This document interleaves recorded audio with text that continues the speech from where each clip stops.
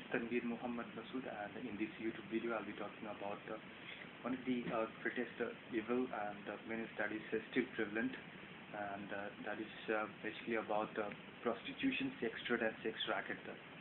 That is still rampant, and in fact it's growing with every passing day, and it's growing at a very sweet pace.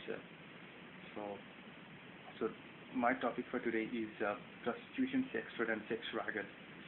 So I'll be trying to analyze this issue from different perspectives.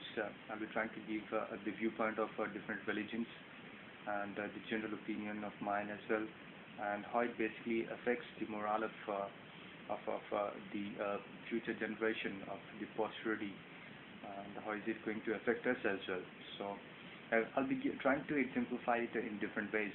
First and foremost, let us try and consider this from the Islamic perspective. What Islam says, the religion of peace, the religion of Muhammad sallallahu alaihi wasallam. What the religion of peace has to say about this, the Islamic perspective. Islam says that zina which we call it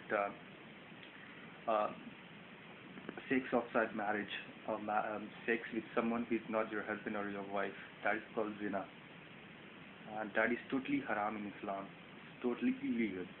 And the Holy Quran says that if someone is found committing zina, he or she should be slashed 20 to 100 lashes. So this is what the Holy Quran says when it comes to zina or illegal sex or sex outside the wedlock or marriage, or sex with someone who is not your wife or who is not your husband for that matter. So such is the gravity of illegal sex or prostitution, if we can call it, in Islam. Then what would be the gravity of sins like sex racket or sex trade for that matter, prostitution for that matter? So in this context, I would like to quote Surah Nur, or the Light. Surah Nur, or the Light, is one of the most enlightening surahs from the Holy Quran, and it begins like this. But let them who find not the means of marriage abstain from sexual relations until Allah enriches them from His bounty. And do not compel your slave girls into prostitution, the desire chastity, to seek the temporary interest of worldly life. So Surah Nur clearly states that if anyone is compelling someone to go into prostitution, that is totally haram and sin. And if one hasn't got the means of marriage, of getting into a wedlock, then he or she should abstain from any sort of sexual relations with anyone for that matter. So Surah Nur is such an enlightening surah that clearly condemns sex trade and prostitution, and it basically condemns zina as well, saying that if someone doesn't have the means of marriage, he or she should abstain from sexual relation. This is what the Islamic perspective is all about when it comes to prostitution and sex trade, and where it has totally condemned zina and termed it as haram.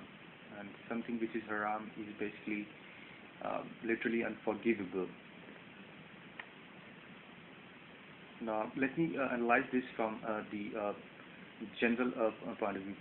I'll be trying to give my own opinion. These days we have this, hue and cry over reservation of women. We are basically trying to ensure that women and girls, they get proper reservation in different segments of the society, of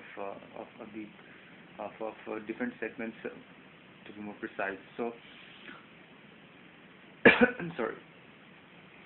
There is this talk of giving reservation to women in parliaments, in the board of directors, in the high level of hierarchies, and so on and so forth. So when we are talking of giving reservation to women in different levels of the professional lives in parliament and in board of directors, why don't we talk about things which are basically denigrating women, which are not allowing them to reach to that position? And that is prostitution.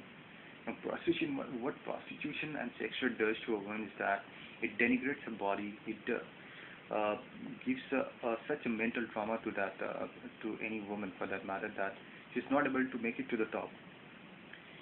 This is such a trauma of prostitution, sex trade.